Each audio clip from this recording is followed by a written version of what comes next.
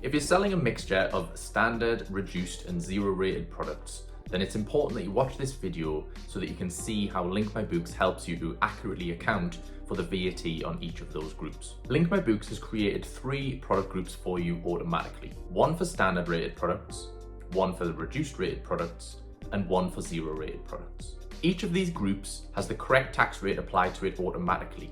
All you need to do is ensure that you group your products into the correct groups accordingly. To do this, you have 3 options. Option 1.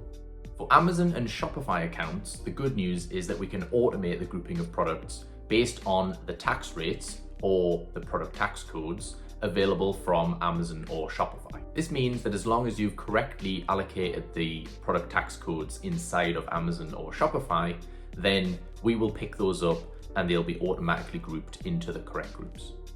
Option 2. You can allocate the product group for each product yourself manually on the product groups page. This is linked below this video. All you need to do is select from the drop down for each product which group it should be added to. Option 3.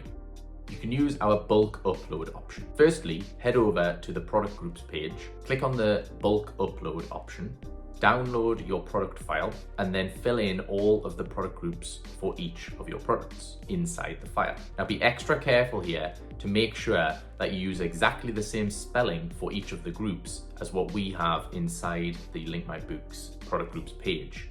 Otherwise, if you spell them slightly differently, then you'll end up adding new groups to your existing set of groups, and those groups would not necessarily have the correct tax rates automatically applied. Once you've added the product groups to each of your products inside the product file, then save it as a CSV and upload it again to the same page using the bulk upload option. Whichever option you choose, it's wise to always note a few things about product groups. Firstly, you should always check your product groups before you send any data to Xero or QuickBooks. This ensures that you don't have to later on void any data inside the bookkeeping platforms and resend it from Link My Books if you discover there was a mistake in the product groups. Secondly, your product list is made up of all the SKUs that we have detected in payouts from your sales channels, plus any that we've detected in the inventory reports from Amazon. The third thing is that as new products are detected for the first time, we add them into the default product group.